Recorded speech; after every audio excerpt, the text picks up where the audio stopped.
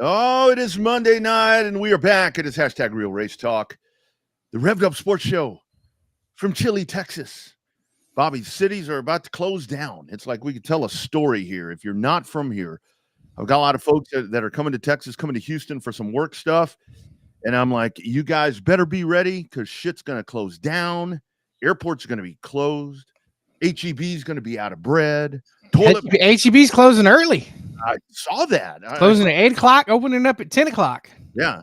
So if you are here, if you are in Texas, and I just saw this right before we came on, I know here in Central Texas, what we're going to be dealing with is from 2 to about 5, we're actually going to have snow falling, but it's not going to warm up till like noon.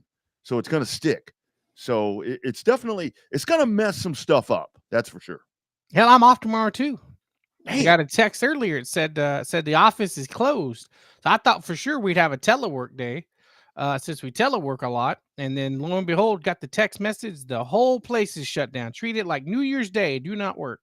Well, you know. So I can go play in the snow tomorrow morning. I'm going to be curious to see what actually happens around here because you never know. You never know. And now they're actually doing, and this is the way things work for you guys that are checking in around the country, probably on X is where you're checking in. If you're just catching this show, the way things work in Texas is they always miss the forecast, right? I mean, it's always doom and gloom, and then everybody's pissed off because it doesn't do what it's supposed to do, whether it's rain.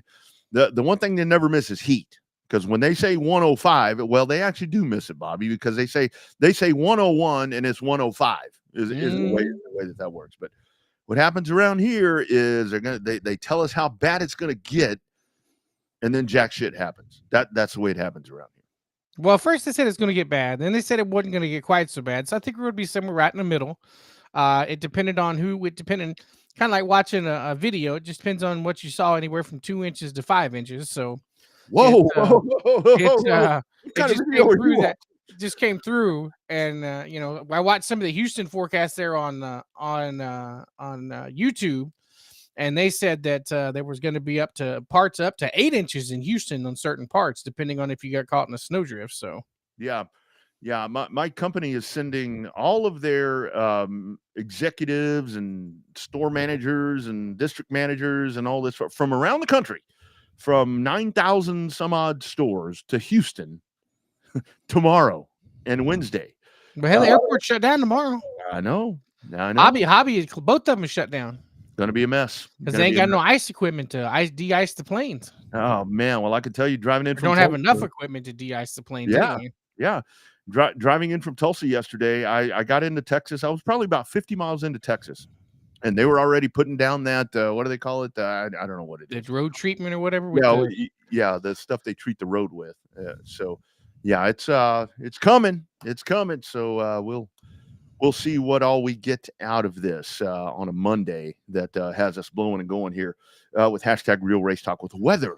The story as we dive in. Real Race Talk, and we lead the show with weather. Yeah. And it's so many different times that you talk to people around the country and you talk about this stuff that's supposed to happen, and it's like that's it. You're worried about an inch of snow. It's like, dude, you ain't never been here.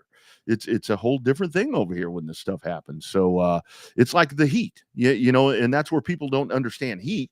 It's like when you talk to the folks in the states up north where they're like, oh my God, it was horrible. It got up to 89. I'm like, 89? it's like that when we wake up around here in the summertime. Hell, that's our Christmas forecast is high 89. Yeah, yeah. Our man Chris Smith checking in right there. And you guys feel free. Jump in right there on that audio-visual consultations YouTube and Facebook chat line right there. It's just salt water. Yeah, I know. I mean, I know it is. I forget what they call it. I ran up on the back of that vehicle and it sprayed all over me, and I'm like, oh my God. But it wasn't that big a deal. So anyway, but but again, brace yourself, take care of the I put it in this order: pets, people, pipes, and what's the other one? Is that 3P? Plants. Take care of the plants. Put your weed inside. If you got some of that Mary Jane growing outside, get it inside because it ain't gonna be no good after the freeze. Yeah, it's gonna be pretty crazy. You got the and keep your they were telling the people in Houston to not open up the drains. Like you're supposed to leave it dropping, leave it dripping. Yeah. Apparently, if a city that big has everybody in there dripping their faucet, it's going to release the pressure of the system, and it's going to require a boil water notice because it'll release the pressure too much. Isn't it funny? I mean, not funny, but isn't it weird? Like, I mean, I remember. I mean, I'm several years, well, enough older than you, Bobby, to kind of be in a different era than you were. But I mean, I do remember, growing up in the country, we had to drip the pipes and all that stuff. But the whole thing is, but I know things are, I don't ever remember. Number one, I never heard about a grid way back when it came to power. It just shut off. It wasn't the grid was overloaded. It just turned off. All of that different stuff. It's a whole different thing now. I mean, with boil water notices, and I don't know, man. A lot of infrastructure. It's a concrete paradise around here. I think that's a difference in all these places. Well, the problem is, that everybody around this area in Central Texas has a lot of PTSD still from the Snowvid incident in 2021, Valentine's week, because that's the first thing they say. It's going to snow, but it's not going to be like Snowvid in 2021. Yeah. Where everybody went without power and water for about 5 or 6 days in Central Texas, but about 100 miles north of Austin to about 100 miles south of Austin. So it definitely was quite the experience. I got lucky. I was on you were too. We were both on hospital grid, so we didn't lose our power. I ended up losing water for about 4 or 5 days and could take a shower for a hot minute and wasn't used to that. But yeah, had to sit there and boil. I lost 2 shrimp pots because of that, because we were having to boil snow water to give us water to flush the toilets. So that was a mess. I mean, that was my draw. My one of my drains in my shower is still clogged up from all of that years later. Yeah, that was. So, I mean, the biggest thing that I remember from that was we upstairs at the house, we've got a big garden tub, with a whirlpool. We don't use that. I mean, it's kind of one of those things to where I've used it one time. I used it one time after I ran a marathon. I went in there because I had to get some, you just wanted to kind of get your bones kind of back in place. That's the only time that I use it. I absolutely refuse to sit and bathe in my own filth, for crying out loud, is kind of my thought on that. But so that tub hadn't been used in forever. And when all that was going on, remember, like you're saying right there, I mean, you fill the bathtub up with water just in case you needed some of that. I went up there and I filled that sumbitch all the way up. And little did I know, because we had a raccoon that had gotten into the house about 6 months before that we had to do all kinds of work up there and get stuff done. Apparently the raccoon had gotten into the tub area there and got into the pipes. So I filled the tub with water. We're sitting downstairs. It's raining through the roof. And I'm like, you got to be kidding me. So it's like, I remember that. Dude, that was a nightmare. That was a nightmare. Almost as bad as the time years ago where I fell through the roof in the attic trying to do something up there. We had a leaking AC system and racked my nuts where, right between the 2x4s, coming. I fell through the roof.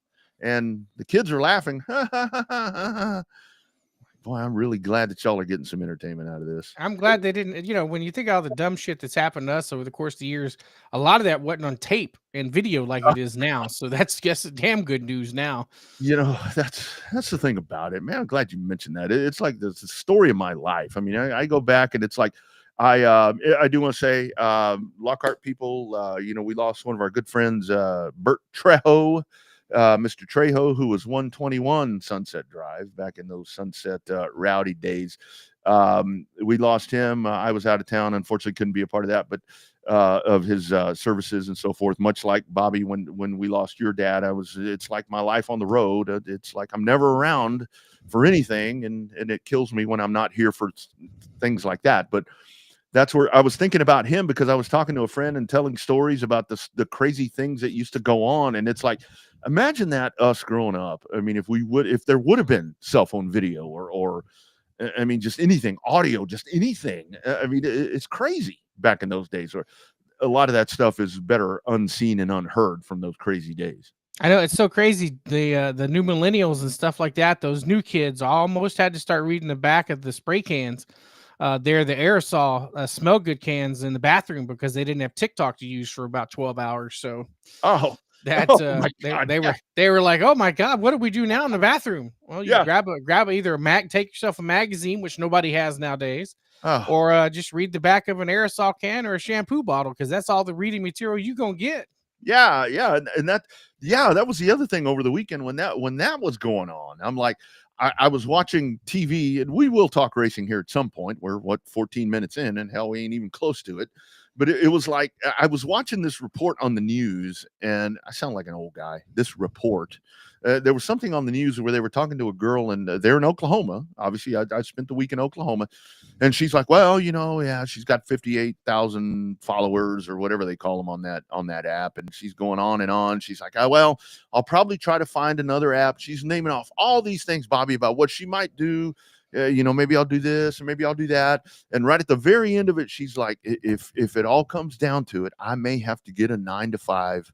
I'm like, no, what? You might have to go to work? I know. Holy shit. And I'm like, I thought she was gonna say in the news she might have to get one of those propeller fans accounts, propellers only accounts. Oh yeah, exactly. Well, no, this one, I don't know about that, but that's a weird thing about it, where it's like these folks. Can you imagine that? I mean, you go walking out, you go rolling up, and you're an influencer or whatever they call it. We're content creators, so you and I, we actually have a title towards, like, people are like, "What do you do?" We create content. Content may not be worth a shit, but we create content. Yeah, opinions vary. You go rolling up, and the boss man or lady is like, so what do you do? I mean, what are you good at? I'm good at making videos. Come on, man. It's like short videos, short videos, and I'm making an ass out of myself is what those people are doing. But I guess it's back, right? So they brought it back. It was gone for overnight, I think, and they finally brought it back. Oh my Lord. Except for the people that deleted it. Apparently, if you deleted it, you can't get it back. Or I don't know. I don't have one, so I don't really keep up with it. I only know one person in our text group that's got one. So obviously, the better half is on hers all the time. So whatever. It is what it is. Now, that guy that you're talking about in that text group, I don't know what he's going to do to pass the time, because I swear that's all he does. I'm like, dude, get off of there. And this is a very talented guy. And I'm like, dude, is that all you do? Coin toss time. What are you talking about? Oh, the football game. There is a game. Can I just say that when we talk IndyCar, like when we talk about IndyCar, and again, I think if you don't have a rooting interest in this contest tonight, that's a big part of it, which I do have a rooting interest, because I got to talk about it. But it's like this whole window of time that we've had where college football was on this major surge and everything was happening. And now it's like, we're done. And it's like, oh yeah, here's this. And here's this.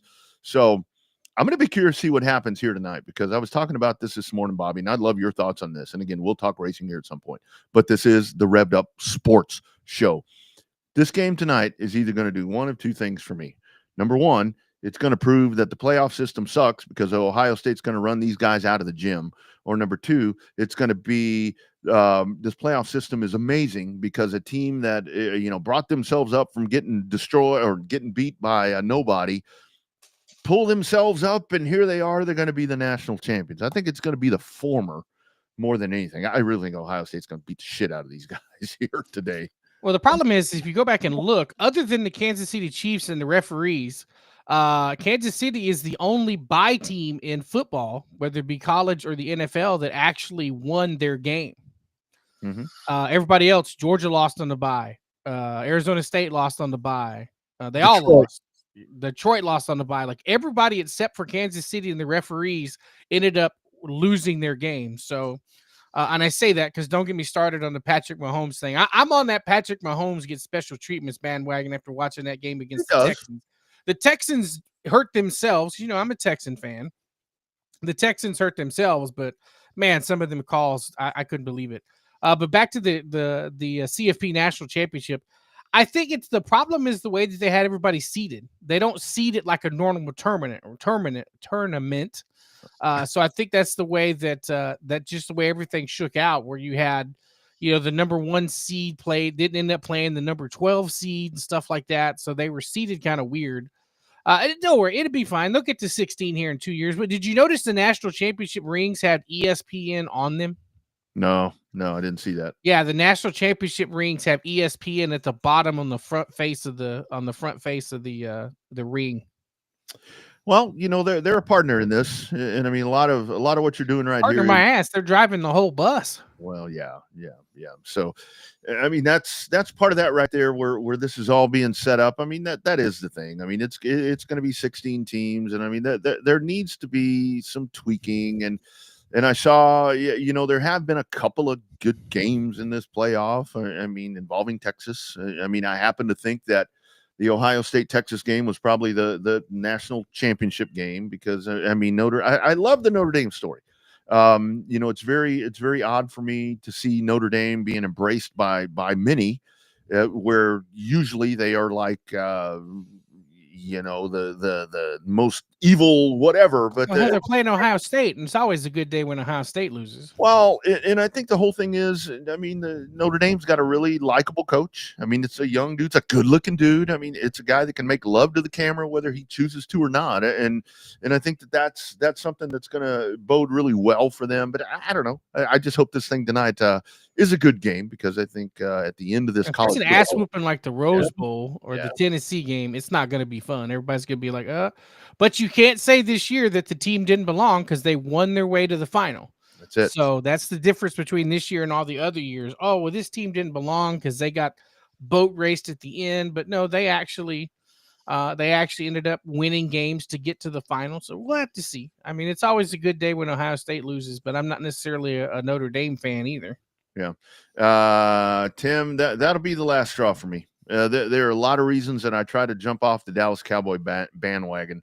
But I mean, that right there, it's going, and it may work out. I mean, I may regret saying that if he comes in and turns it into a winner or whatever, but it'll continue to be the clown show that is the Dallas Cowboys. I mean, that right there, if Jerry makes that move, and if he makes that call, because I know that Prime is going to take that job, if he gets that phone call, I don't care.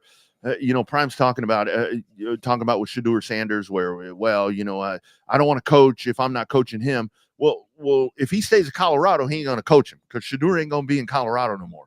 And I don't know what the move is going to be right there, but I do think if Jerry makes that call, he's going to jump on it, and it's going to be a circus. Well, McCarthy's not going to the Bears, so that changes things. Yeah. You know, suddenly that shitty ass Detroit game plan is making more and more sense now as the wheels have started to fall in place. And I'm sorry, Detroit.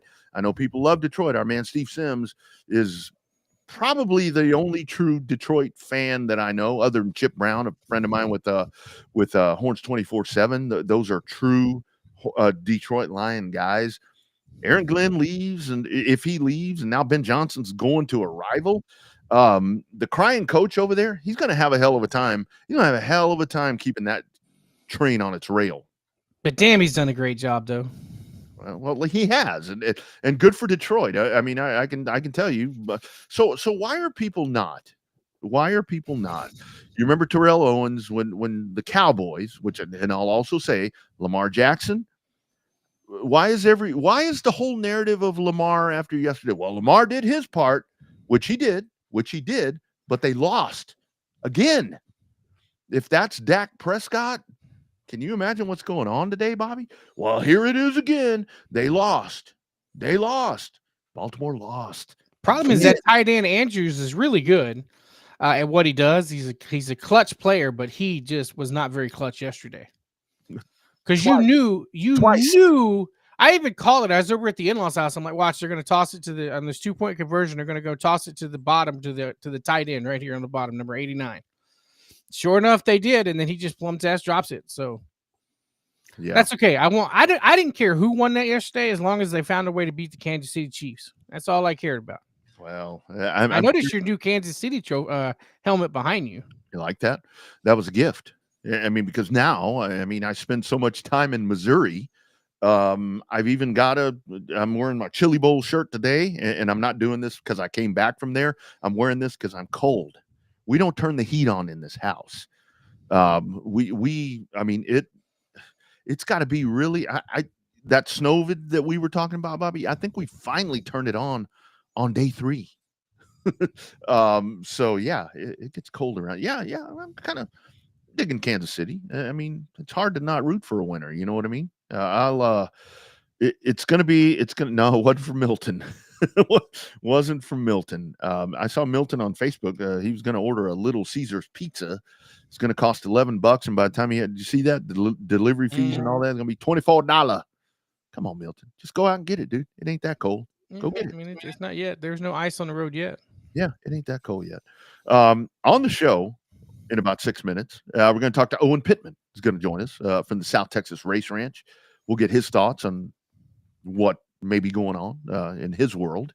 So we'll talk about that as we venture in here once again after a Chili Bowl, after Speed Fest. Bubba Pollard, Bobby, that guy right there. I was kind of checking in at different intervals there as that race was going on, and I did not think that Bubba Pollard was going to win that race. It seemed like every time that I looked, it was Cole Butcher there on the point for the longest time. But I mean, when it's all said, another one. What is that? 4 in a row. 4 in a row for King Bubba. And when it comes down to it, I mean, that's just, we look at all the great race drivers that you look around the country. And again, you're going to dive into the, folks are going to say the NASCAR guys, the Formula One.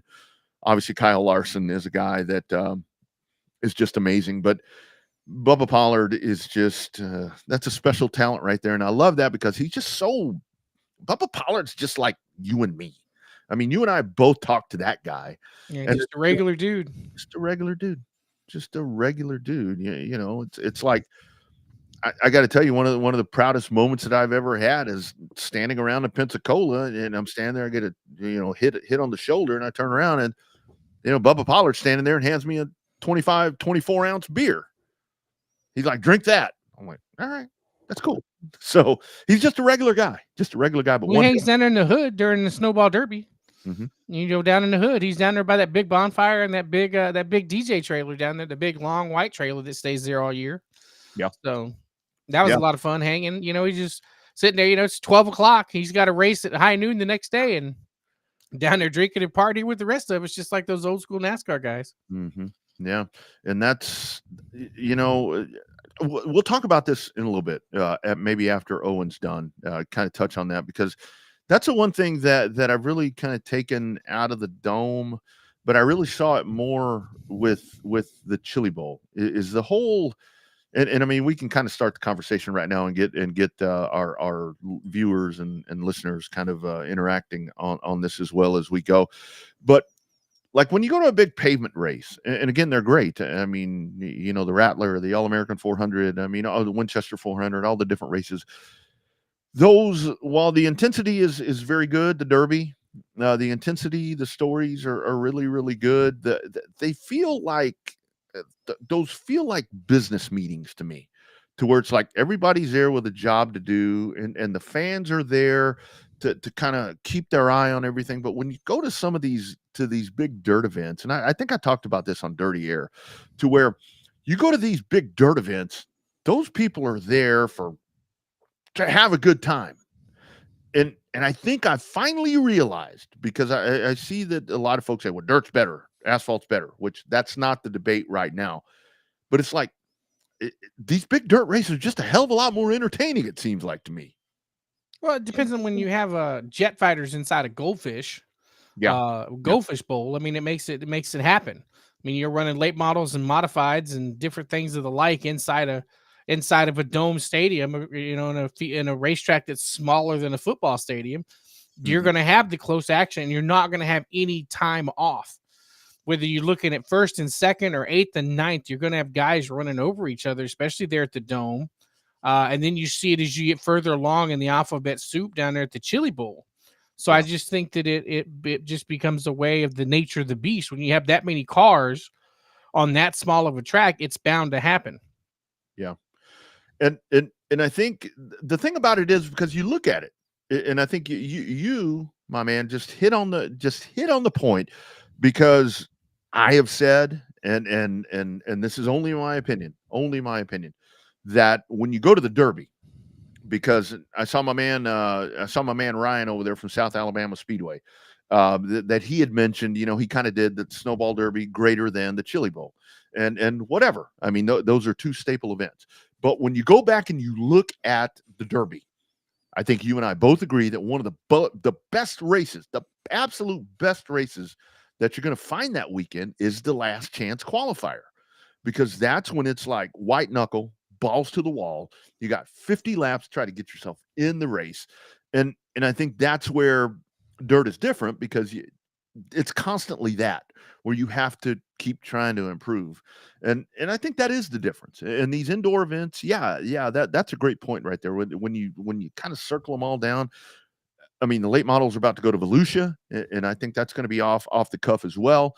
And it really is, to where I'm beginning to understand from a fan perspective, because that's what I am now. I'm a fan. When I go to these races, I mean, I have no rooting interest in any of these people. I'm just there as a fan. And as a fan, I was thoroughly entertained at both of those events. Well, I think that it's part of its perspective, because then when you're in there as a fan, you don't concentrate on much on the little things on the operation side like we have for the last 25 years. Exactly. When we go somewhere, you're like, God, this is too much dead air. Oh, God, this guy said that, or why are they doing it this way? Yeah. You sit there because you're on the operation side so much, doing what we do with announcing and all that stuff, with sometimes the race management type of deal. But still, I think that it's different when you look at the aspect of a fan. Hell, I may end up going to COTA as just a fan this year, depending on what everything shakes out. But yeah, I think that when your mindset changes, you're able to kind of come through and have a different view. A 5,000 foot view versus the magnifying glass view. So I also think that it's kind of nice when you go in as a fan, because you don't have anybody asking you questions. You're like, oh hell, I don't know. And you can actually legit say, hell, I don't know. Yeah, well, and I don't care.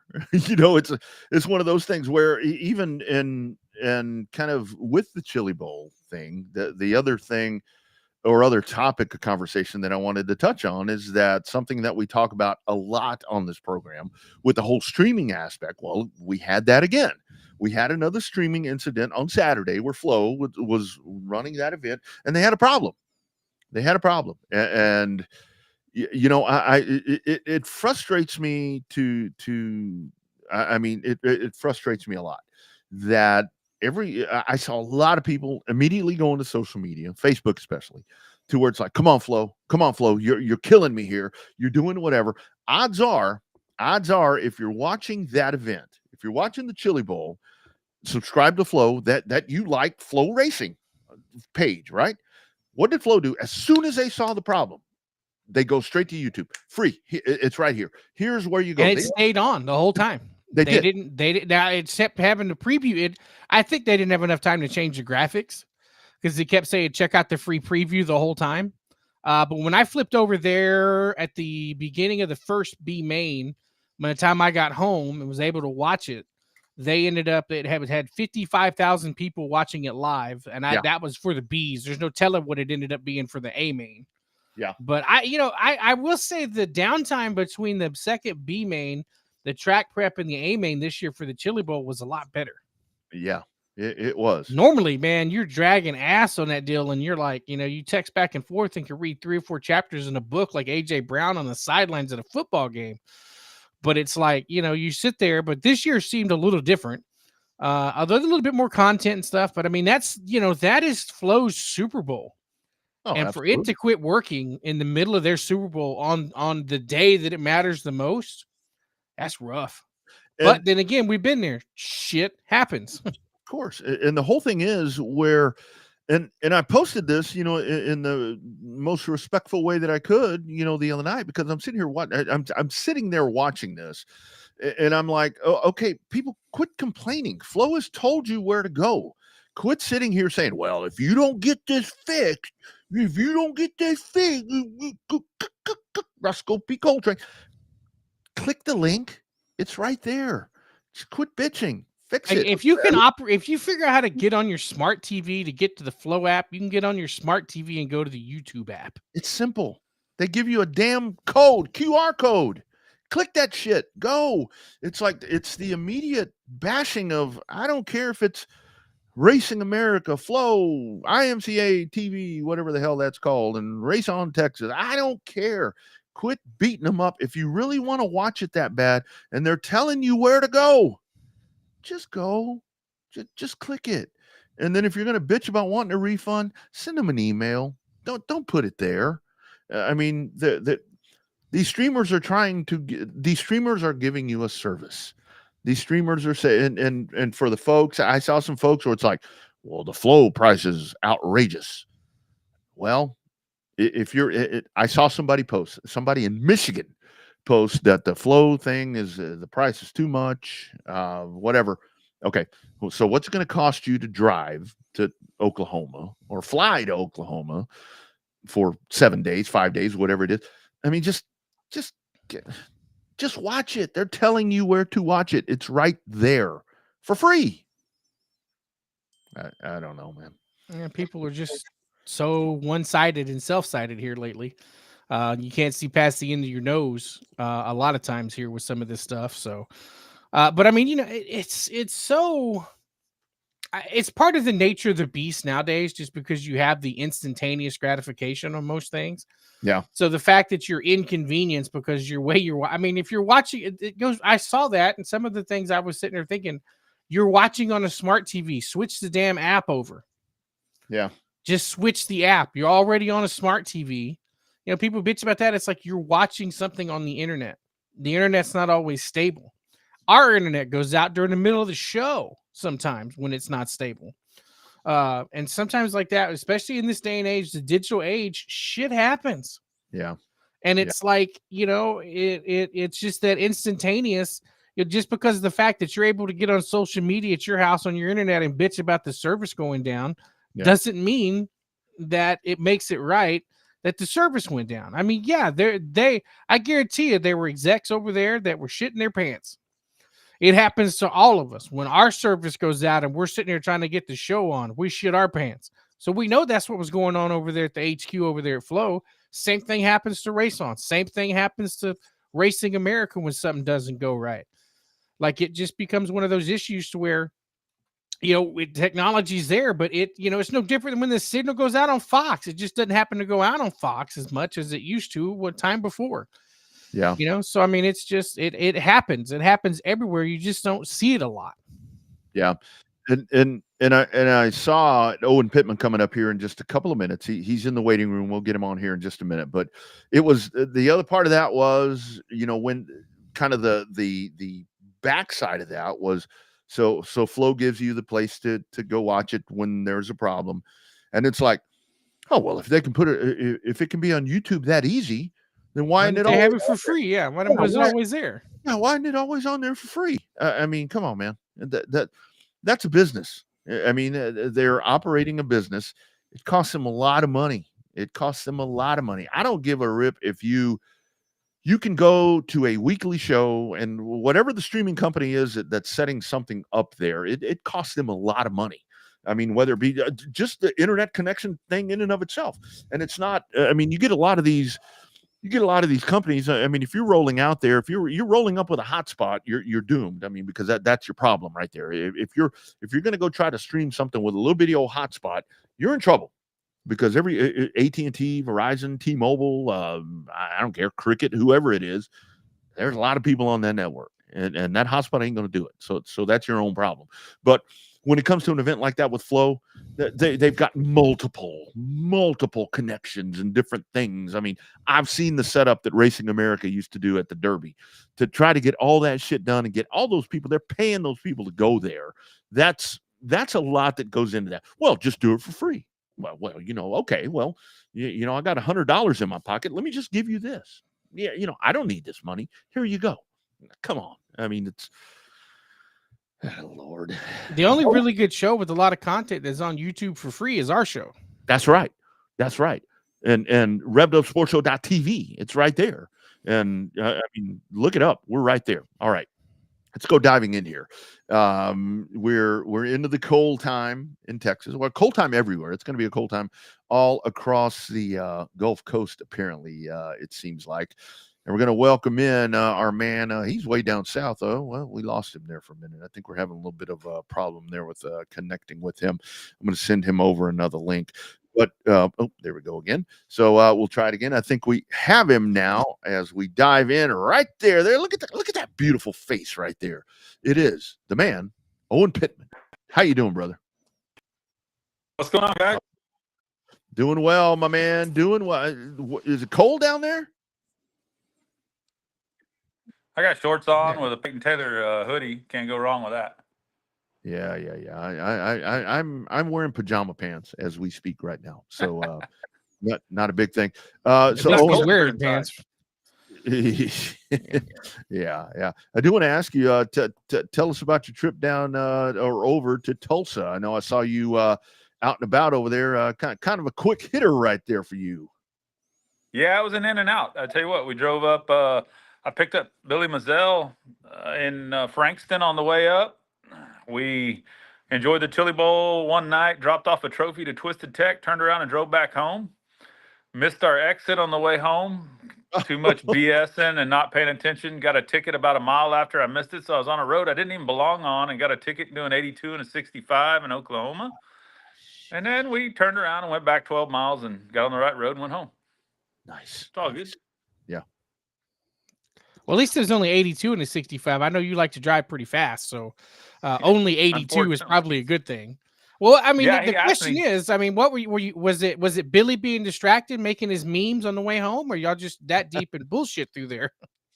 Mostly deep in bullshit. I think I was digging through my phone because I was trying to show him that new that lightsaber, the receiver with the light that goes in the car now, and you can control it. Yeah, that's pretty neat. So I was like, "Hey, have you seen that?" And he said, "No, I hadn't seen that." So I was digging in my phone, I think, trying to do that instead of paying attention, and just come off the turnpike, which was 85 miles an hour. So I was on cruise control at 83, and I went right by a cop that was in a 65-mile-an-hour zone. So anyway, it was fun. The racing was phenomenal. Just one night of it. Of course, I watched every night on Flow, but the racing was phenomenal for sure. Your thoughts on that main event right there? I know with everything that Larson did in that race, I mean, pretty massive job. The couple of different times, getting through the wreck right there, and then the dude should have flipped over. I mean, but I know it was kind of one of those things, Owen, where I was talking to people after the races. They're like, "Well, he fucking started on the pole." I'm like, "Come on, man. The dude is just that good. It ain't like he didn't have the best of the business right behind him." Yeah, he earned it. So he raced his ass off. You can't hold that against him. And equipment-wise, I felt like he struggled. His driving is what kept him in the game all week. In his prelim night, I definitely didn't think he was the best car. Nope. But his driving made that happen. So the guy's obviously incredible. And the feedback to his crew chief, obviously, to be able to make the car better all week was an important piece. So you can't ever count him out in anything. So, I mean, we all know how good he is. Mm-hmm. Oh, and is Larson's transition from being a folk hero on the local short tracks and then being a NASCAR star, do you think that's helping short track racing anywhere? I mean, is there going to be a direct correlation you can see from guys like Kyle Larson, Christopher Bell, Kyle Busch, some of those guys going to these dirt races? Is that helping local dirt racing on a local level? It damn sure doesn't hurt, right? So I think it's a positive. I think the ability to connect those guys to someone that's a NASCAR fan to go, wow, man, them guys are going out and doing this. I'm going to go check out my local dirt track, see who's out there. It might be a big positive, So the ability to connect to that's pretty important. And that's what we'd all like, from promoters on dirt tracks, local short tracks, even Houston. We'd like to be connecting our drivers to the fans, so they have something to cheer for. That's pretty important. So yeah, I would like to think that it helps, and it's pretty important. I told Billy on the way home, that the biggest thing that ever happened to Larson in my mind was he said the wrong thing one time. And then he got kicked out of NASCAR, and all of a sudden the whole world's upside down compared to where it was before that bad word and what he did there. So pretty incredible how life changes, and how much things have changed. So, but anyway, yeah, you're right, Bobby. I think there's a good connection there.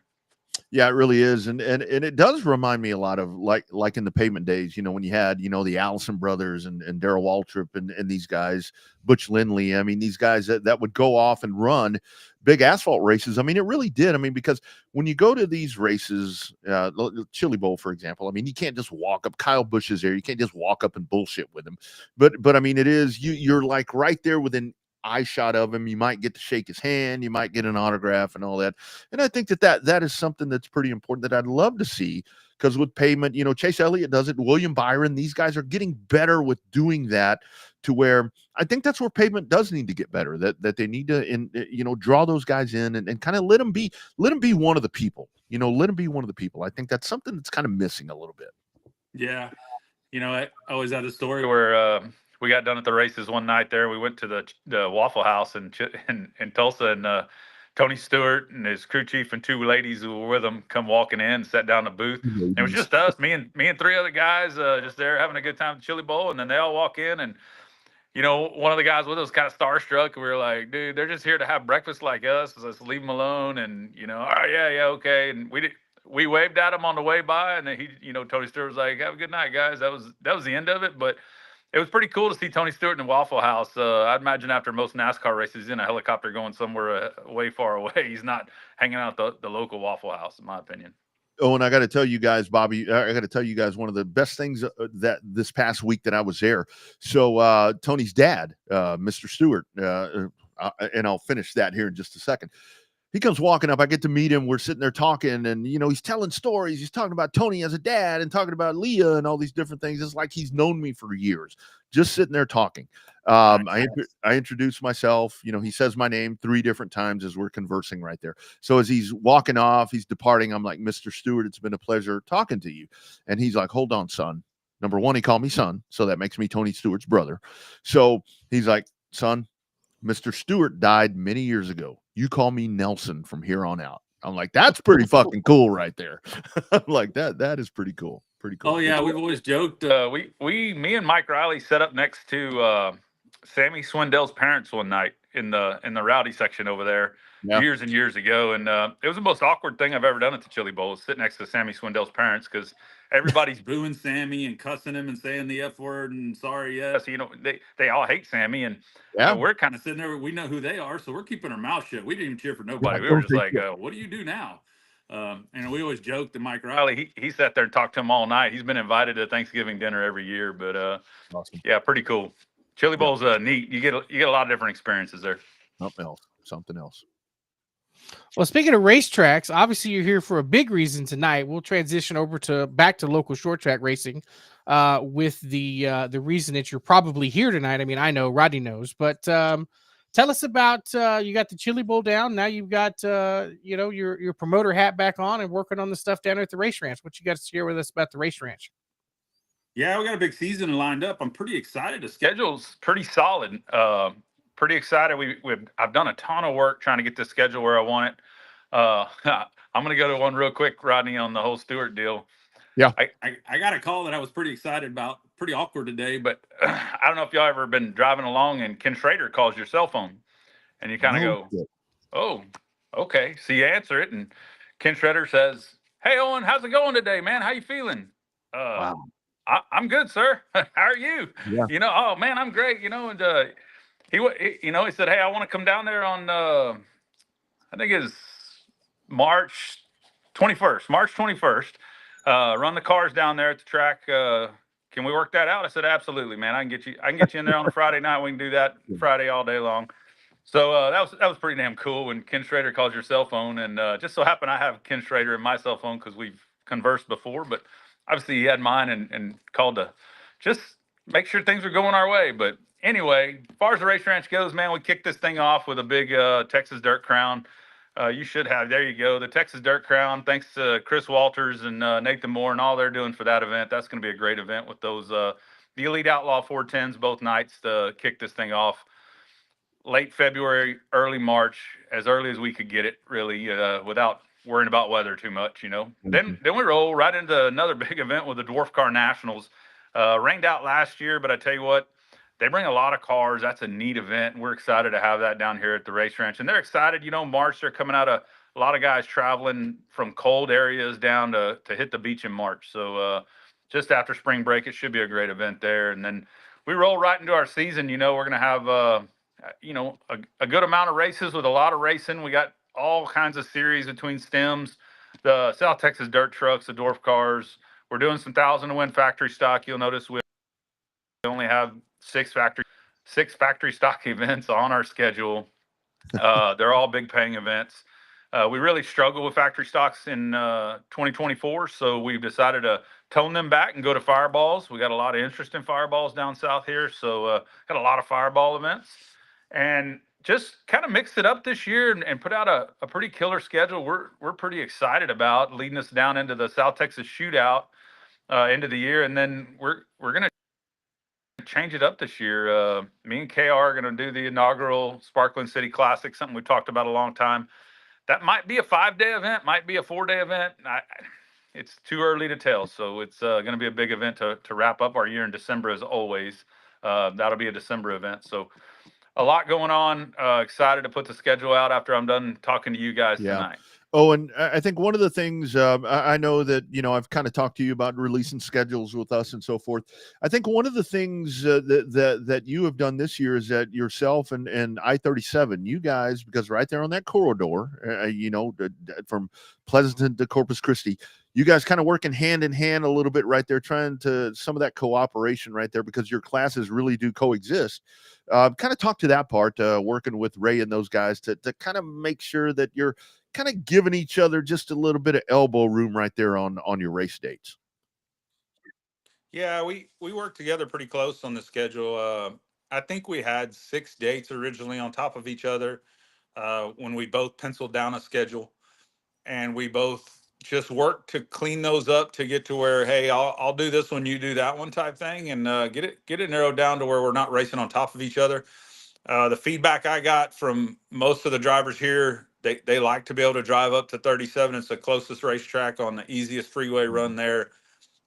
So that's kind of where they wanted to go. So I just said, yes, sir. And went that direction, called them guys, said, hey, let's try to work together and make the best for both the racetracks we could possibly make. So that's kind of where it fell. That big sprint car event, 410 sprint car, up at 37 on Thursday night. So that just adds to the whole deal. But yeah, there's a lot of tie together between 37 and the race ranch this year. Well, I think that's something that's missing across the country. Obviously, you got the racetracks in Carolina doing that North Carolina Promoter Association or Racetrack Alliance thing they've got going. So I think it's not unheard of for racetracks to work together when it benefits both racetracks. But you talk about the stress, or I'm assuming there's a lot of stress when you have all these series trying to get their schedules out, like Stems and SUS and some of those other ones, trucks. I mean, it's like your phone's ringing nonstop about these places. The good news is they want to race at your facility. Bad news is everybody's got to try to find something that works for them. How stressful is that as you try to get a schedule rolling for the year? Super stressful, super difficult, just because you're constantly penciling dates and things, and we're not just sitting around waiting on the phone to ring. So as we're running around in the truck or doing something, working, whatever, we're going, oh man, here comes a call from the dwarf cars, call from the sprint cars, call from this. So yeah, there's a lot of stress in trying to build these schedules out for everybody, just the series as well as the tracks. All that has to come together, and then and I can tell you, it ain't easy. A lot of these series get a lot of praise because they pay a lot of money. They do good. Well, it's every one of us race promoters and racetracks that are going, well, we agree to that purse. We're the ones paying it. The series isn't paying it. We're the ones paying it. So there's a lot of stress in trying to pull all that together from the money side, from the date side, the whole 9 yards, to make sure that we have a good cohesive schedule that isn't everybody on top of each other every night, and dates that make sense in your area too. Like Corpus, man, we try to stay off of the Buck Days rodeo stuff, or this date or that date, and Yeah, we got kind of hung out. We got Mother's Day this year, which nobody likes Mother's Day. Ray and them didn't want Mother's Day. I wound up with Mother's Day and weekend, and we've done it before, so it is what it is. We just try to do the best we can after that, and then build something into it that'll bring some people out. So the series really help us have an advantage to promote something that's a good Yeah. event. So that's the beauty of the series. It gives you something than just regular racing. Hey, look who's coming this week. So. It should be good. And Owen, kind of, because I know we have a lot of folks that are checking in, may have just found the show for the first time, and they're not familiar with what you do there in Corpus and Corpus Christi, Texas. That's all right. We got him here. Corpus is kind of one of those things where I've always said, obviously, I say it like a broken record with the legacy that is Corpus Christi racing. But it's one of those destination things to where people can go down there and they can turn it into a weekend. I mean, you can catch a big race down there, go stay at that Holiday Inn. You got a racer's rate and go to the beach, go along, go check out the bars, all that good stuff. I really think that racing in Corpus Christi is kind of at a point right now to where the race ranch has really energized that fan base down there again, because it's pretty electric each and every time. Just a damn regular Saturday night show, you got folks pretty fired up each time they head to the ranch. Yeah, I'd like to believe that. It was we've had good and bad, right? Promoter right there. I always tell Owen, I'm like, dude, this is a pretty good show, and he's like, it ain't worth shit. I'm like, damn. Yeah.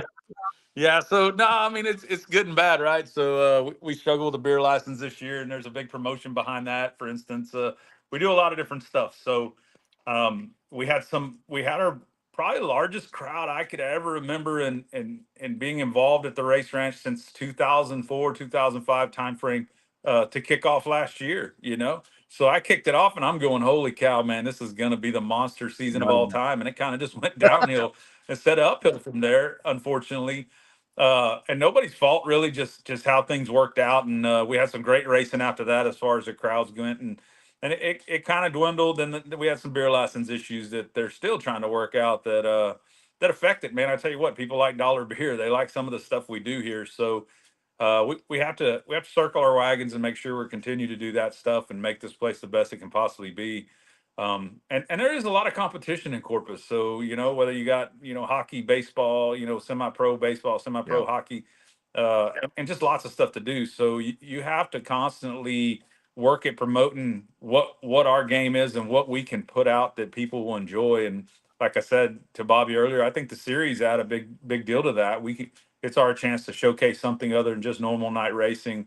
And our normal night racing is killer, but the series, if it brings people and then they see the normal night. So lot of opportunities. And I tell you what, the deal is we just got to keep our head down, focused on how do we promote and make this the best it can possibly be every single Saturday night, even during regular race season. It just isn't about those big events. It's every single Saturday night we are open. It's a lot of work to try to make sure it's the best it can be. Well, I know we're talking about the race ranch, Owen, but you got a pretty cool little deal where I think this is the third year now for the Stars Arena Series thing that you do with the go-karts and the micros and stuff like that. So talk about that. That's coming up here in just a couple of weeks, isn't it? Yes, sir. That's it'll be our fourth year. It's the fourth annual Stars event. So we run every weekend in February with go-karts. We average 100 to 175, 200 entries at each event. Looking forward to kicking that off February 1st, and then we run every single Saturday in February. It's a lot of fun. Got a good group coming the second weekend with a bunch of 500s for the Brandon Anderson Memorial. So we got 500s, 250s, and 125s. If you've never seen those guys race, it's incredible. And then this ain't a big track, so you're inside a building.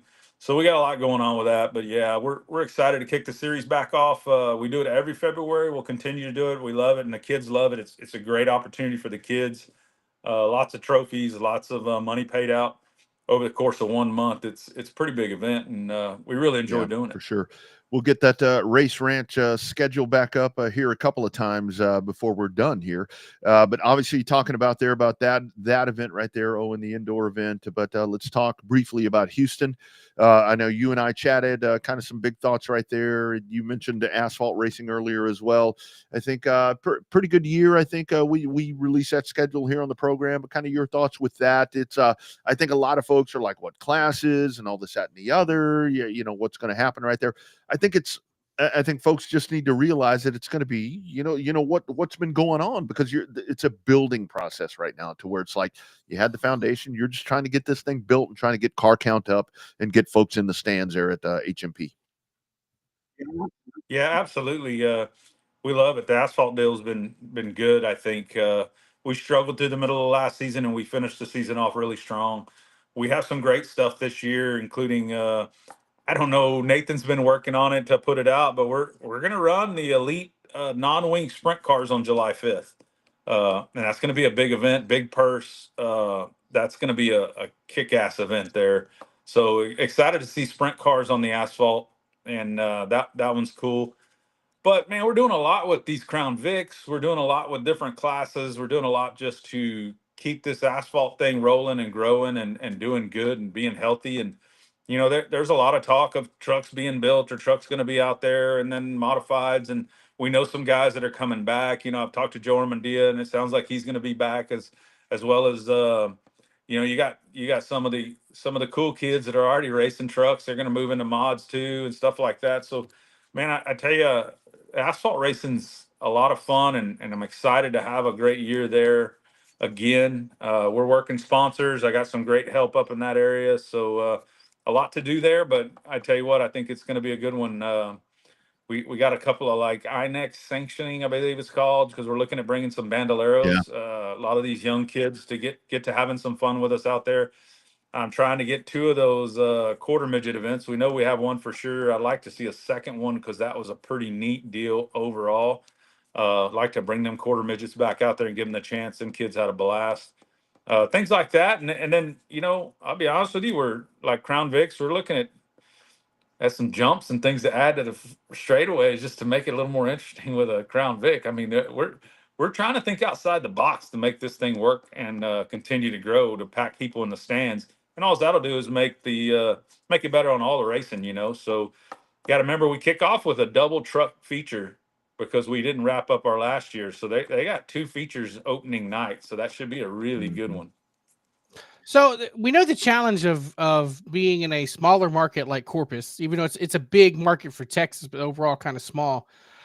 Talk about the challenges of being in such a massive market like Houston. If you just capture just a small percentage of the people in the area within 15, 20 miles of the racetrack, I mean, that's a massive crowd to come in. How hard is that to do in a massive area like Houston, just trying to get just that small piece of the pie over there? Honestly, most of the time it feels impossible. Just being honest. It's super challenging. And I think the problem there is you feel like it shouldn't be that hard. There's that many people, and we're running a really nice program, a really good show, and yeah, we could have more cars in each class, or we could do this, or we could do that, but we have a really good show, and it feels like, so it's super intimidating, because you feel like, man, I should be able to put more butts in the seats every week. So it's super challenging, and there's so much to do in Houston anyway.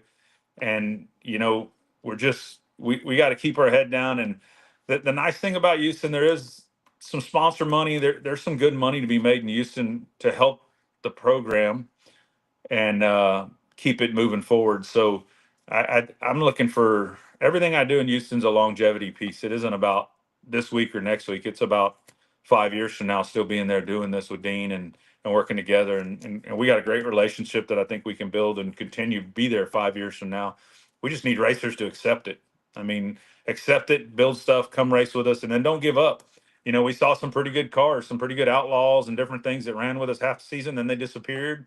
Then they all went to the snowball. And it's like, well, man, how come we can't keep you guys all coming? Why do y'all want to drive to Florida and not Houston? That's a real struggle.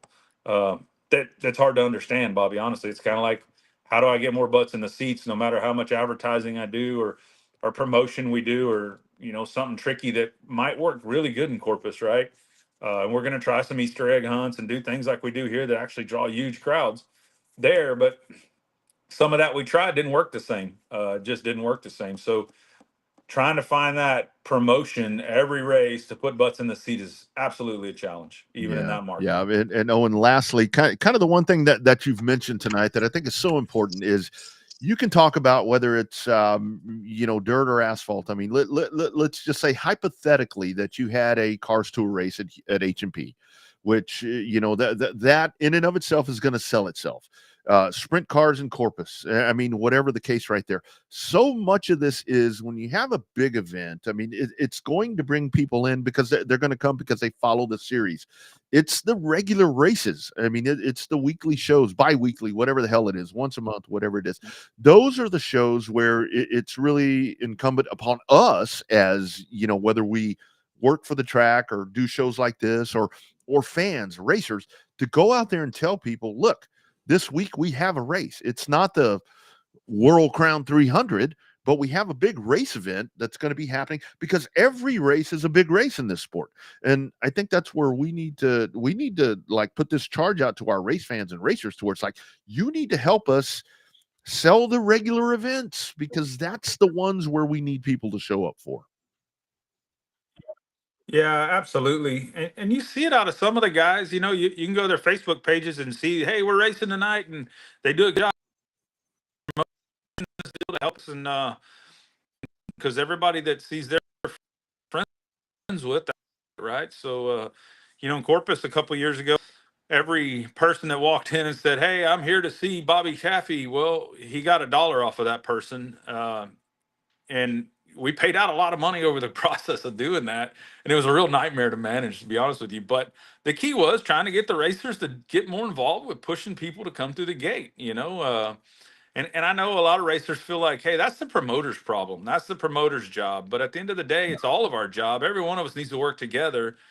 You want more purse money. You want more, fans to race in front of. Well, that's as much the racer's duty to help as it is the promoter's duty to do his. We all want to stay alive. That's the key. Yeah. I don't know if anybody knows it, but I don't know if any promoter's getting rich doing this. Maybe Tony Stewart, but he was already rich. So he's probably just losing money because he loves the thing, Yeah, no doubt. Well, it looks like the schedule is very entertaining. And I noticed lots of schedules have the sponsor nights on them. A couple of them do. So that's good. That's a good deal for the racetrack. But it looks like 2025 is going to be locked and loaded. You got stems and trucks and sprint cars, late models. Looks like 2025 is going to be rocking and rolling once again down at the race ranch. So best of luck from us at the show. And, I'm sure we'll see you in person and down the road for sure. So. All right. Well, thank y'all for having me on, and thanks for releasing the schedule as usual. Appreciate y'all doing it, and enjoy doing it with y'all. So we'll keep trucking along here, guys. Yep, we'll pull it up a couple more times, man. Good luck. We'll talk to you soon, I'm sure. All right, go Notre Dame. Let's go Irish. Come on. There it is. There it is. There it is. All right, man. Take I've care. been waiting to get off here just to go watch the game, damn it. Yeah, he's like, shut the fuck up, man. I got to go. All right, man. Take care. Bye-bye. You bet. There he goes. That is Owen Pittman. I do need to see the score and see if they're not getting boat raced in the first half. No, it's actually pretty close. I got to say, 7-7 right now as they just start the second stanza happening there in this national championship game. And a big thanks to Owen for doing that with us. And the cool thing about it is, Bobby, because we have talked, you and I talk obviously a lot, but it was one of those things to where it's like, we really wish that people would utilize this show to release schedules, and that's up to them. And the fact that, Owen has been the one dude that's been the staple that he reached out to me while I was in Tulsa. He's like, dude, I know you're busy, but man, I want to drop my schedule. And that's really, really cool right there. Bobby, you only made $10? Yeah. I didn't bring that many, not enough people fit in the trunk of the car to bring all my fan base down there. I think you were the hypothetical in that whole situation. Yeah. Right? Yeah. What that conversation was. But, hey, I'd love to get into Crown Vic once or twice in a year. I think that'd be a hell of a lot of fun cruising around the Palace of Power in a Crown Vic. I don't know if I have the testicular fortitude to pop a ramp or not, but I definitely like to sit there and try one of them Crown Vics for sure. Yeah, no, I ain't doing that.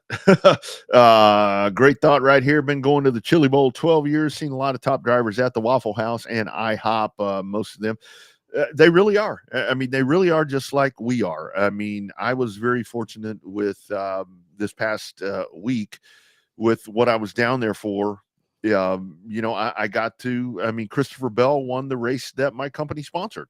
So I got to spend some time there with him and talk, and, it was, I mean, and I got to tell you, it was one of those things like talking to him again, that's a certified superstar right there. That's a guy that's, arguably going to be one of the guys that could win the cup championship. But to see him at the grassroots level, once again, the dude seemed really happy to be there, really just, and there were a couple of times, Bobby, I was walking by. He had a small merchandise trailer there, and he's just standing there. I mean, you go walking by, and a lot of people, you have random people that don't know who any of these drivers are, that show up there for these things. I mean, they'll go walking by, and that he's just there, and I'm like, that's Christopher Bell. He's just standing there, and that's kind of the beauty of that. And I would like to see that reciprocate more back to the asphalt side, but. I mean, I know even at the Derby, and this isn't me bashing the Derby and doing different things. When you get these guys going to the Derby and some of these other races, that they don't seem quite as at ease as these guys were at the Chili Bowl. I think that just more stress at the Derby. Yeah. That's what I think. I think it's a little more stress at the Derby. I mean, it's not that the Chili Bowl is not stressful. Don't get me wrong, but you're right. It's more of a business trip. Yeah. Like Kyle Busch didn't make it out of alphabet soup, and he's like, hell, I had a great time. You get some of these NASCAR guys that don't get out of the last chance race of the Derby, and they're like, holy shit, this sucked. Yeah. Yeah. And then you get, I mean, like Ricky Stenhouse. I mean, he's out there, and it's like, I mean, the whole thought there where he gets tied up there, I guess that was Friday. I don't know if that was Friday or Saturday. It all ran together. But it's like, I mean, when all that happens, I'm like, okay, Ricky, you're a little bit better than that, right? I mean, that's my first thought. But then at the same time, I'm like, well, this weekend you're a short track guy. So, it's a really cool thing. All of these races are great. And it's one of those things to where I think that, I mean, the crossover is really good, that you do see what you call the pavement guys. And that's where it's so weird, because you call them pavement guys because you've watched them on the Cup Series or whatever. But when you really tailor it back, I mean, these guys are dirt guys. And the fact is, I mean, I don't care if they're going back to the Derby. I don't care if they're going back to the damn Chili Bowl or whatever. The fact is that they're going back to that, I mean, I don't want to say local level, but kind of going back to the grassroots thing and just kind of whatever. I think that's good for the sport, because what folks say about NASCAR is they lack personality. They lack the personalities that you had back in the day. I think these guys are energizing that a little bit when they start doing shit like this. Well, the one thing Kyle Larson didn't say is, sorry, NASCAR, this is the biggest win of my career when he won this time. Of course, the last time he said it, I don't think he'd won a cup championship yet. So I think his perspective has changed on his cup career. But also, I think that, the guy that got the most attention, I thought, on social media all week was the guy that played Cooper Norris, that Jacob Laughlin guy, the actor. That Landman? The Landman guy. Yeah. Like he was there. Like he said, he's been every year for like 13 or 14 years in a row. And he says, this is the first year anybody's even given a shit that he was there. Yeah. So, yeah. I mean, I think he was the one. He stole all the headlines. I saw more pictures of him on social media. And then, they did the interview with him. And it was like, well, hell, a new star is born. I mean, that's huge, though. Somebody you see on a multi-million-dollar TV screen ends up being just another one of those guys, just a regular dude like us, just sitting there trying to drink his Mick Ultra and trying to watch the races at the Chili Bowl, not get too much dirt in his beer. Yeah. Yeah. And that's, that's the other thing right there with that event. I mean, because you see it, and it goes down to the whole personality thing and whatever that we talk about on the pavement side. Bubba, you got Bubba, you got Steven, you got a lot of guys, Nasty, you got a lot of these guys that they are, bigger than life, figures right there. And you have them, when you go to the Cars Tour, I mean, you got a lot of guys there as well that are just, they're really big in that circle. But when you go to these dirt events, I mean, you see these different guys, Tanner Thorson. I mean, there are just so many imposing figures and folks that just travel miles and miles to see their guy or lady. I mean, Katie Bryson. I mean, there are people that just travel around to see this. And I will tell you, the one thing that watching the flow thing, watching these drivers, some of these drivers that go down there and the pit reporters and doing all these different things. For a lot of these guys, if it doesn't work out for them in racing, you got some pretty damn talented people wielding a microphone around there. Those guys are really, really good. I mean, there were a lot of really good pit reporters I saw this weekend. I like the guy that during live action flung the bird out the left-hand side of the window at full speed because there's a little extracurricular contact going half of turn number 2, I think what it was, down the back straightaway. So never a dull moment at the Chili Bowl, but definitely one of the races that I've got to get to. Obviously, I've been to the Derby. I need to go to the Chili Bowl and may try to get to the Dome in St. Louis and, some of those other bigger races. So it'll be a lot of fun. I got another, 364 days to worry about how to get there. So yeah. Chili Bowl, definitely one where I think folks need to kind of get there just to experience it. And it'll change some stuff for you. We talked about Volusia coming up as Speed Week's getting ready. You're going to have New Smyrna that's going to be firing off as well. You'll have all the pavement action that's going to be going there as well. You had the Chili Willy this past weekend as well.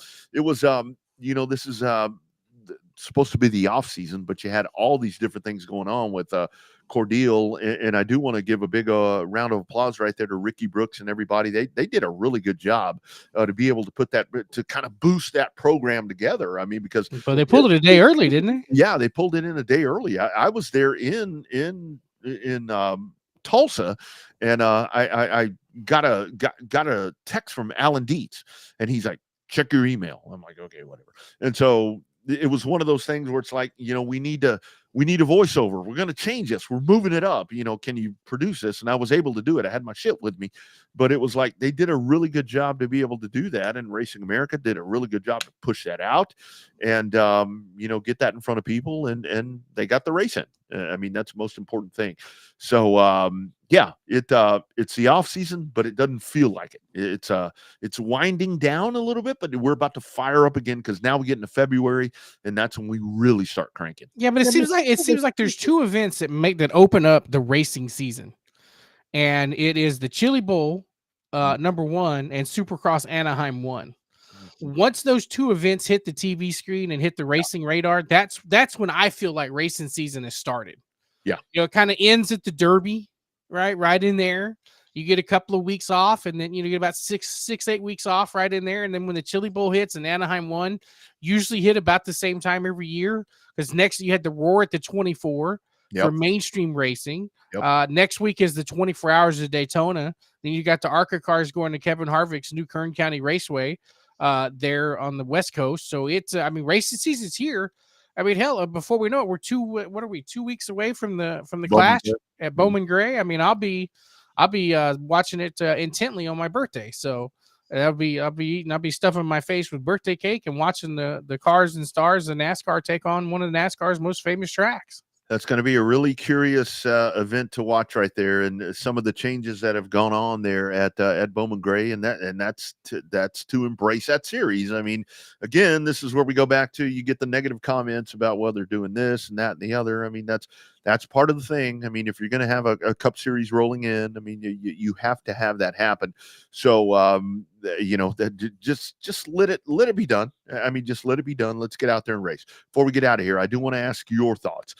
We saw last week, I think it was during the week, that we saw some of the changes to damaged vehicle policy, the changes there when it comes to like the Kyle Larson situation, to where there's a finite rule on how that would work if it happened again, with losing playoff points and all that. Again, I think this is NASCAR where they're going in and they're finding some of the holes right there, some of the gray areas. They're being I think it's reactive at this point with a lot of that, but at least they're going in and addressing some of the stuff that people are just not happy with, some of that stuff. I mean, at least now those things are in place as to how 2025 and moving forward is going to shake out with those situations. Well, I think the DVP policy is definitely one of the ones that needed the most updating. Yeah. And I think it got it. I think being able to be towed and being able to work on your car in the garage and come back out is something that people have been clamoring for years, even with the old car, the Gen 6 car. If it's something like, if you got a fender torn off or something, that's fine. That's one thing. But if you break a spindle or you break a control arm, or what's the ones in the back? Oh, the trailing arms. The trailing arm, or whatever that one is. Yeah. Something that's simple to fix within minutes. Yeah, you don't need to have your car parked for that. I mean, fix it and get back on the racetrack. Yeah, you're a couple laps down, but we've seen at one point, one position on a racetrack can make the difference between transferring into playoffs and making the playoffs. So I think that they kind of put that gray area in there. You now have the Kyle Larson rule about if you purposely miss a race to try to race somewhere else, you don't get any bonus points, which is kind of weird because if you end up getting a waiver, you get to keep your points. Yeah. So I thought that was a little weird to see, but racers and crew chiefs and car owners, we've always said it on the show, they are color blind. They only see the color gray. Yeah. And it's the sanctioning bodies and the track's responsibility to start filling in those gray areas to make it go from go from gray to black and white. Yeah. Yeah. And that's kind of back to Chili Bowl. That was one of those things to where there's not a lot of rules for that race. I saw a 6-cylinder car racing there at the Chili Bowl. And that car was digging out of the hole. I mean, it had, it was really weird watching those cars. It had the 3 headers on each side. And I'm like, wait a minute. And I was talking to a dude I was with. I'm like, is that a 6-cylinder? And it just, I mean, the car had nothing coming out of the hole. I mean, it's like it would hit the gas and it's like, where the other ones are just, zinging out of there. But anyway, interesting that I saw that. I went and talked to the guy. It was a Chevrolet, I think 2.8 liter engine that was in there. And he's like, I got to get this shit out of here. He's like, it's a dog. It just will not go. But even at the Chili Bowl, with the tire doping and, going in there, the couple of dudes got busted with that, to your thoughts about the gray areas. You had that. Now the traction control thing, they were checking additional wires on the car. What is this for? And, I think a lot of folks were, well, they're being too, hard on this. I'm like, no, I mean, you have to try to get in here and try to, get a little bit of a handle on it, because that gray area is that. But I think with the cup thing, it's a situation to where, yes, the damaged vehicle thing needed to be adjusted. What we saw with the Larson situation, it's always one of those things. We talk about the NFL and how the rules have changed, and with the Chiefs and all that. With the Chiefs and protecting the quarterbacks, why is that? It's the Tuck rule. It's a Tom Brady rule. It's all that. There's one incident that kind of charges everything and makes it happen. But I'm going to be really curious to see here now with NASCAR. And I think the other thing that was really unpopular was the rule with what do they call it? Like for what's his name that's coming in? It's going to drive number 91. The provisional deal. Yeah. They still said there's a chance he's going to miss that race. I don't see how, but I don't know how. I mean, he should get in. And I see people, it's like, well, you want to talk about accomplished drivers.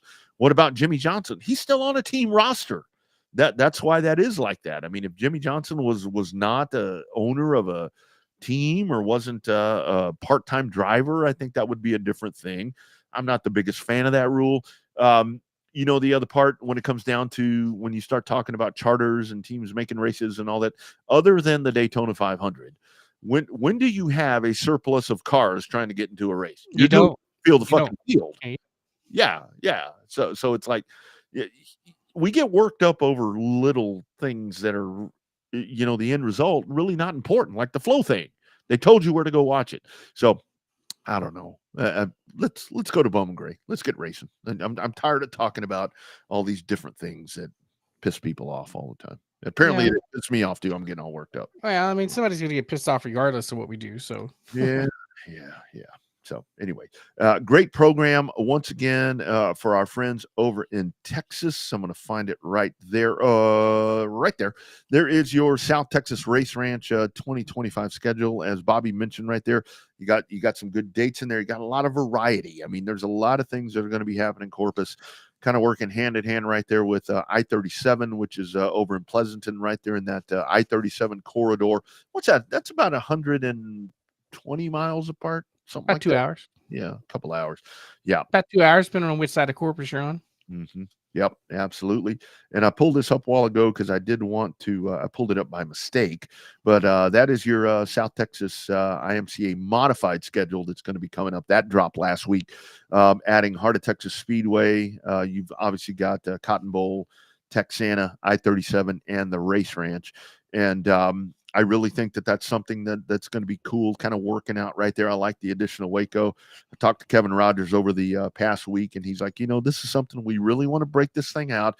I saw some folks saying, well, you need to come to Kennedale. You need to do all this, that, and the other. I saw some other folks saying, well, Kennedale ain't got a problem with IMCA modified racing on a weekly basis, though.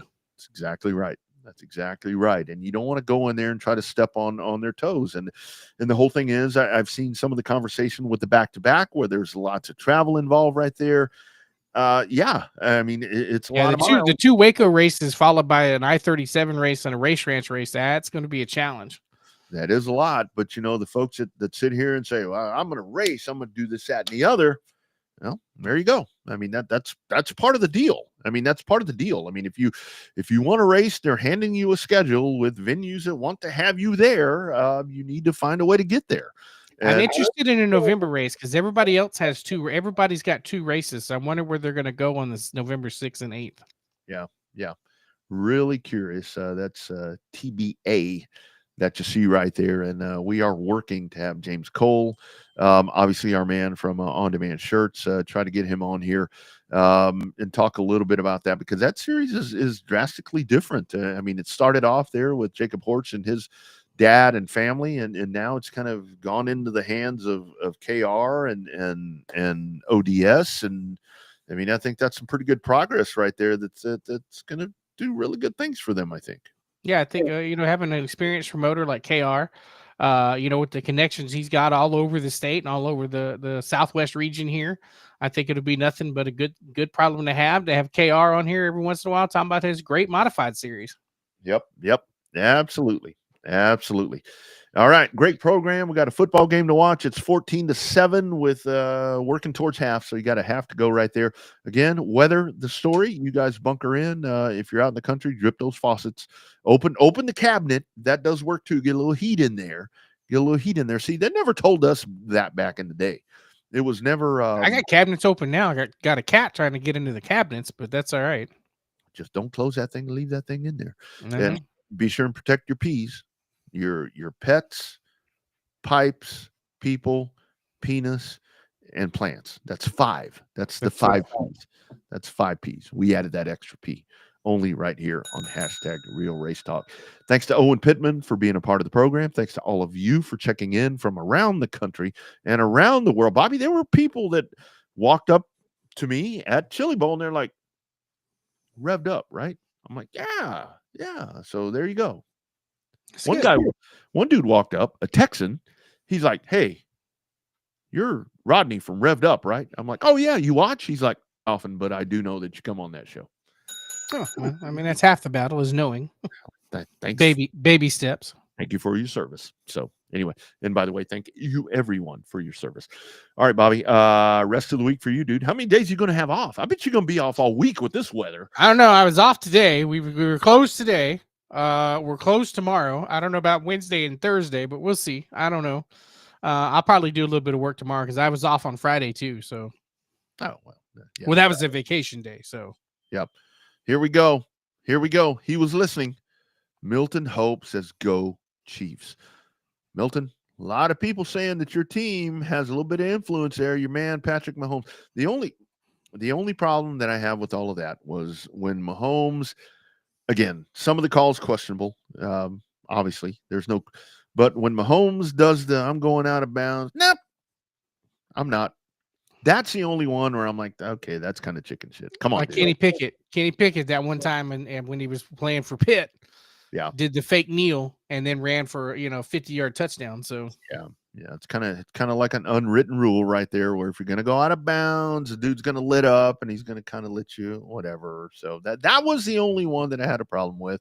Look, when it comes to Mahomes, Brady, I mean Manning, these guys are going to get the benefit of the doubt. So whatever. Hey, what do you think about the safety to get the spread? Did you and Wax talk about that this morning?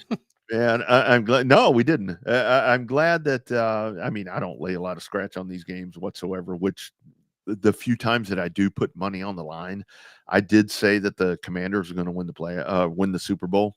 And dude, right now I'm like, as hard as it is for me, I'm like, man, I really want the Commanders to win the Super Bowl. But yeah, that was kind of makes you wonder, right? When you see things like that, it's like when you talk about phantom cautions in NASCAR and stuff. When you see stuff like that, it's like, okay, God, I don't know, man. I don't know. Sports makes us crazy, dude. Makes us crazy. By the way, if you're a bettor, if you don't have that money, don't spend the money you don't have, because that betting, that's a big deal, man. That's a big deal. Yeah. Yeah. So anyway, all right, guys. Fantasy football money. I know I bought some more show props to go behind me here. So, Come on, man. Come on. Why we got to go there? Yeah, I bought some more fantasy football. Why we gotta do Use that? some more. I'm trying to get somebody to help me with some banners to hang in the man cave here with all the championships I've won in our league. On-demand shirts. I mean, you need to call James Cole. I guarantee you that James Cole can probably get you anything. James Cole, 317 Awards can probably get you banners, trophies. They'll get you all that. Yeah, I know. I guess I need to reach out with the racing resources, huh? Absolutely. Yeah. They don't care if it's football, choir, whatever, they will take care of you, all those folks. Really, really good stuff. I've seen some of the on-demand shirts the couple times that I went down there to tour the facility, and they have everything in there. You would the ballet. I saw some ballet shirts in there. I'm like, James, what is that? It's like, that's one of our customers. So yeah, they'll take care of you, man. They will take care of you and take care of all of you.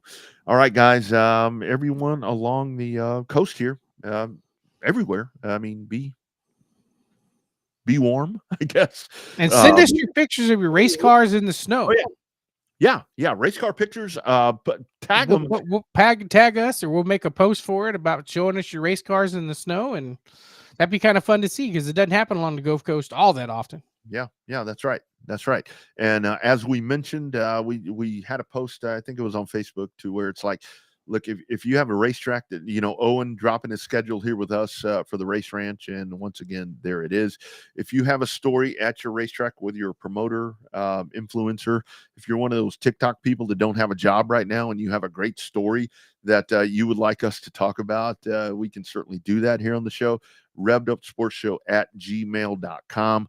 We would love to showcase your track. You have a story from your racetrack. You have a driver that really has done exceptional things and overcome odds and doing different stuff. I mean, we would love to talk about it right here on the program. And there's going to be a lot of reach. There's going to be a lot of people. I'm looking at this thing right now. We got 700 people watching this shit live right now with a football game on. So that's a pretty good thing. A very important football game on. Very important football game if you're a fan of Ohio State or Notre Dame. So we'll do it again next Monday, 6:30 p.m. Central, 7:30 Eastern. We'd love to have you back on. Be sure and check us out on the socials. Showtime Bobby Chaffee. He is down south in the cold. I am Rodney Rodriguez up north in the cold in Texas. We'll see y'all next week. #Real Race Talk. It is the Revved Up Sports Show.